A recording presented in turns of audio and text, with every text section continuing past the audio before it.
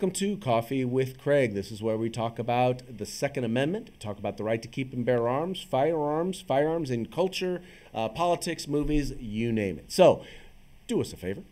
Go ahead and like and share this video feed so that your friends, whether they be on YouTube or Facebook, can join into the conversation. So today we're going to be talking about the California Legislature and the fact that they are now back in session and killing pro-gun bills. Big surprise. I had a chance, for those of you who noticed that we weren't on Tuesday for Coffee with Craig, it's because I was at the California State Capitol advocating on behalf of our Second Amendment rights. There were a number of bills that were two-year bills, meaning they were bills that were introduced last year, so they are in their second year, and they actually have a deadline as to which they have to move out of their house of origin, which is basically the end of this month. So those bills were heard this week, well, we got a chance to give you a little bit of a report back on some of those measures. One of them was introduced by Assemblyman Travis Allen. It's AB 1394. Now, this would have removed the good cause provision in the California state law, which would have required, which is basically required of local sheriffs. And local sheriffs can decide, they basically determine whether or not you have good cause. Now, the problem with good cause, as it's been implemented here in the state of California, is that, well, it's pretty darn subjective. You know, the sheriff gets to decide what is good cause. In some cases, like in Sacramento County, they get to decide that it's simply a desire to defend yourself and your family is good enough. Self-defense is good enough. In some counties, it's almost impossible, like Los Angeles and San Francisco County. There is no cause that is good enough. Here's just a snippet of my testimony, the testimony that I gave that will kind of lay out for you some of our major concerns with this particular piece of legislation. Or not this legislation, but with the idea of the way in which it's been implemented. Unfortunately, California's gun control laws have largely been discriminatory, whether it was AB 80 in 1854, which specifically sought to keep ammunition and firearms out of the hands of Indians. But then there's the Hawes Act of 1924, which, among other things, prevented Hispanics and Chinese from being able to purchase firearms, but also amended the concealed carry law in order to make it such that it's discretionary. In other words, that then local law enforcement could then arbitrarily decide who could and could not get a permit. And we see, unfortunately, that discrimination playing itself out even today. As was mentioned, 197 permits in all of Los Angeles County, a county of over 10 million people. What wasn't pointed out was that only 9 of those permits were to people who are not related to the law enforcement community. That's right. 9 out of 197. Now, first of all, just check that out. 10 million people in Los Angeles County. 197 of them have concealed carry permits. Of them, only 9. Now, these are active permits as of August 2017. Only 9 of them are to people not related to the law enforcement community, meaning not former cops, not a prosecutor, not a judge. So in other words, you don't have good cause in Los Angeles County unless you are related to law enforcement. Unless your job is related to law enforcement, you don't have a right to defend yourself outside of your home. There is no cause which is good enough. I mean, that is outrageous, isn't it? Now, what's interesting is that one of the things that we bring up all the time relating to these issues is that CCW holders tend to be the most law-abiding. In fact, and I know law enforcement community gets upset whenever we say this, but statistics show that CCW holders are in fact more law-abiding than even law enforcement. That's just the fact. We're talking about who's charged with crimes, who's convicted of crimes, and CCW holders on the total. And it's not because they're CCW holders. It's they get their permits because they are law-abiding. They're not law-abiding because they're CCW holders. They're CCW holders because they are law-abiding. Now, the result is this sort of logic is then turned around and is twisted by individuals in the legislature to mean something completely other than what it actually means, like this comment from Assemblyman Bill Quirk. Oh, this is just a comment. I have looked at the data.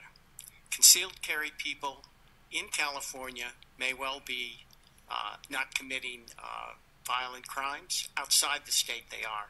And I think that just says that we have the right law now.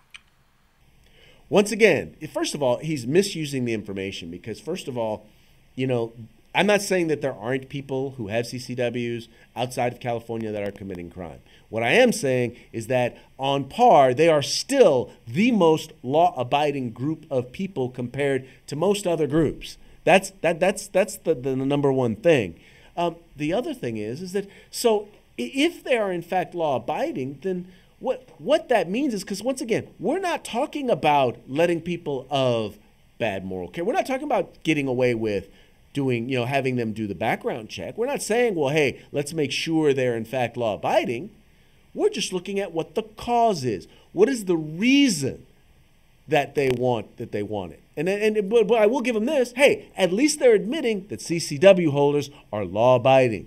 So when they go to restrict CCW holders more, we can use their own words against them.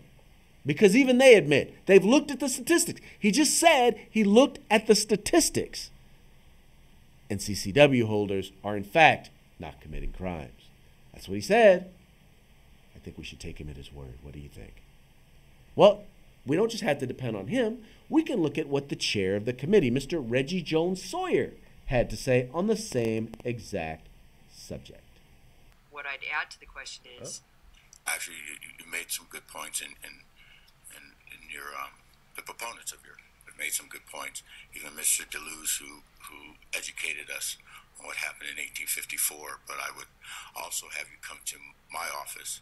I have a picture of the Black Panthers who brought guns into this building, and immediately after, that was outlawed.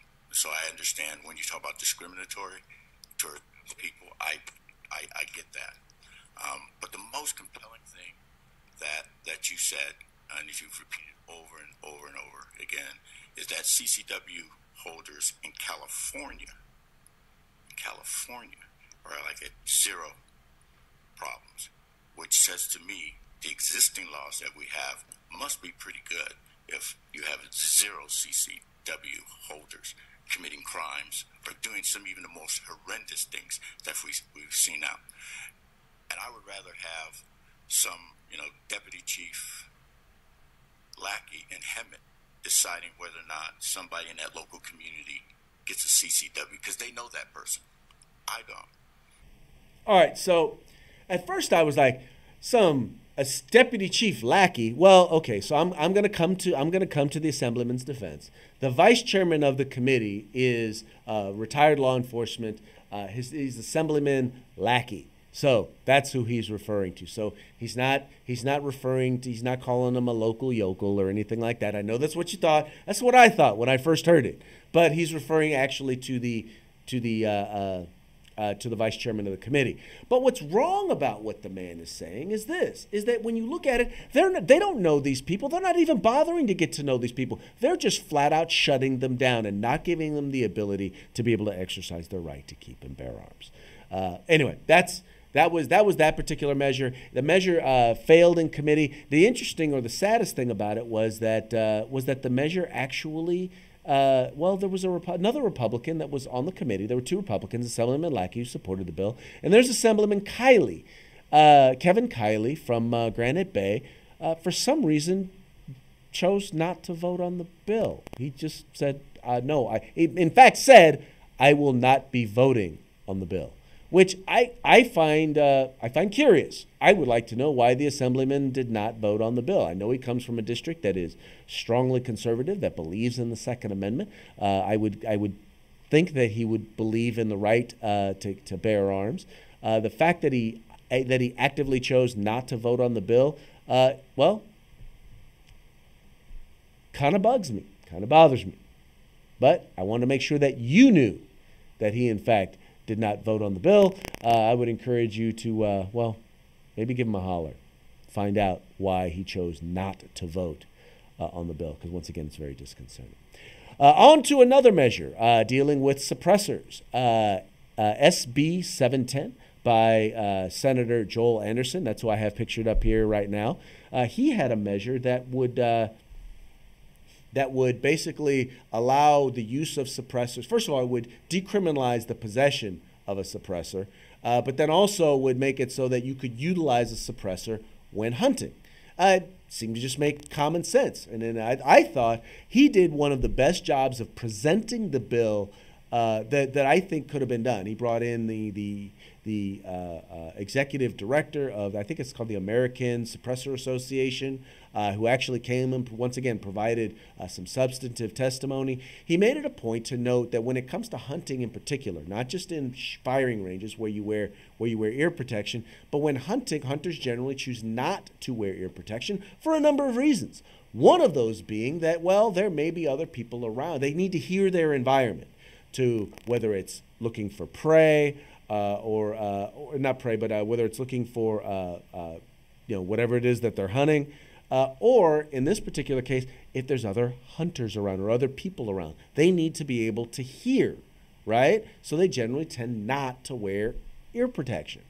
So it just makes sense if they are allowed to suppress their gunshots, well, that would then help protect their hearing, as well as, by the way, the hearing of their dogs. It was really quite interesting because to watch the chairman of the committee and the members of the committee try and find a reason not to support this bill was really, really hard. Here's a case where clearly the chair, Assemblywoman Nancy Skinner, just knew she had them.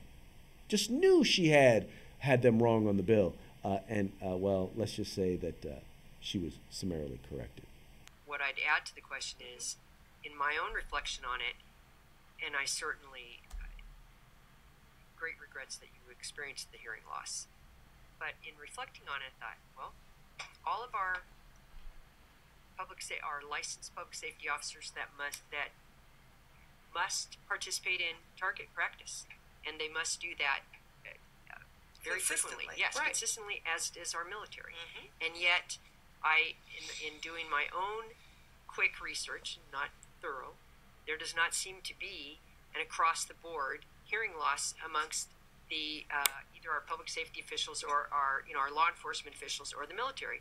So there must be some level of protection that they're using, that because they are in those rooms where it's reverbing. Now, clearly, it does not work in all cases, as you experienced, but I think that we would hear about such an epidemic given that we have a sizable portion of the population who must regularly discharge their firearm, and especially in enclosed target facilities. So that's where I struggle with then changing this law. But you may go ahead. Madam Chair, thank you very much. The fact is that tinnitus, which is incessant ringing in your ears, and noise-induced hearing loss are the number one and the number two disability claims for our military. If this mic were not so expensive, I would drop it. Bam! And the funny part was she tried to kind of say, well, according to my research, but I didn't do much research, but the research that I did, well, according to that, this ain't the case. And then you come to find out that, no, whatever research you did, wrong. Totally wrong. And she was once again made a fool of. And once again, I just thought they did such a good job of presenting the measure. They did such a good job, by the way, that one Democrat wound up supporting the bill. Two Democrats stayed off the bill. In other words, they didn't vote for it. They didn't vote against it. They couldn't bring themselves to vote against the bill, but they couldn't also bring themselves to vote for it. And I think this if you listen to this one, is probably a great example of just how, what's the word I'm looking for? Kind of the hypocrisy of the stuff that they do. Because, once again, she's looking for a reason, and you can hear it. She's looking for a reason to not support the bill and coming up severely short.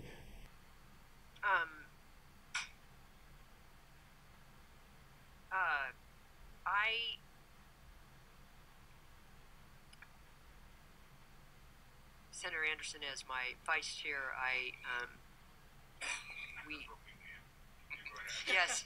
as the wingman, I am very loath to oppose a bill that you have introduced, and I think that, clearly, as has been indicated by the discussion, that if hearing loss is an issue, and we don't want to be in the role of acting in such a way that we're not protecting people's hearing. But I'm, again, struck by the fact that while the data may be accurate of the military, and I'm not saying that I have all the data before me, but when I looked in relationship to our own law enforcement, I could not find such data. In other words, what she's saying is, yeah, you're right, but I'm still not going to support your bill. Why? Because guns. And that is how they roll in the leftist state capital of California. But, folks, look, sometimes, and I think that even the senator will admit that, sometimes bills like this, it's an uphill push. And you realize you're dealing with people who, a lot of people who are not willing to listen to reason. But one of the things that we found, we had one folk like Senator Bradford, Stephen Bradford, who actually supported the bill. And then you had one like, you had folks like Jackson. In fact, there was only one no vote, and that was Mark Weiner out of San Francisco. There was only one no vote out of this bill. Now, people can bring themselves to vote for it, but what it told us was this. Here's what it told us. So you had 2 Republicans and 1 Democrat actually supported it. 1 Democrat opposed it, and the other 3 people on the committee didn't vote. So here's what it's telling you, is that we're winning we're winning the argument. All right, so now that we're winning the argument, it's time to start winning the battles, all right? We need to make it so that Democrats, these folks who are voting against these bills just because, well, guns, we need to put the sort of pressure on them that will make them support bills like this because they know they are just playing. The common sense that they keep talking about, well, this is it. And Senator Joel Anderson put them in their place in terms of bringing forth a bill that was common sense, made sense, hit all of their little hot buttons, and had all the facts and the data to back up what he was talking about. And they had nothing that they could do but not support the bill. I know it's a hollow victory. I know it feels like a hollow victory, but it's a step in the right direction. It shows us that we know the facts are on our side. Not that we didn't know that already, but it's always better when they confirm it. Anyway, folks, that's going to be it for today's Coffee with Craig. Thank you so much for tuning in and being a part of the fight for civil rights. Please remember to like and share these videos. Let everybody know about the Firearms Policy Coalition, the home in the fight for civil rights. Got to use them or we're going to lose them. Talk to you later. If you like our videos, follow, subscribe, like, and share.